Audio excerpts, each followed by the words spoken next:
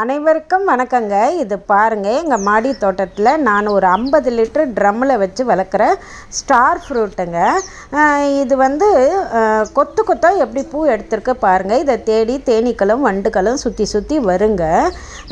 இதில் பார்த்திங்கன்னா vitamin C அதிக அளவு இருக்கிறனால இதை வந்து நம்ம எடுத்துக்கலாங்க. தினசரியும் நம்ம எடுத்துக்கலாங்க. இது ஸ்டார் வடிவில் இருக்குங்க. இது கட் பண்ணால் இப்போ வந்து இதில் வந்து வருஷத்தில் 2 தடவை நல்லா வந்து பூ எடுத்து நிறைய கொத்து கொத்தாக காய் வைக்குங்க.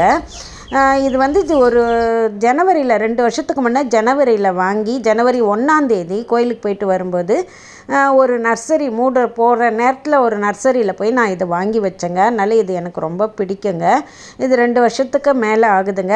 ஜனவரியோட 2 வருஷம் ஆயிடுச்சுங்க. ஆனாலும் வருஷத்தில் 2 தடவை நல்லா காய் வச்சு நல்ல பழம் வந்து இது பச்சையாக இருந்து மஞ்சளாக மாறும்போது இனிப்பாக இருக்குங்க.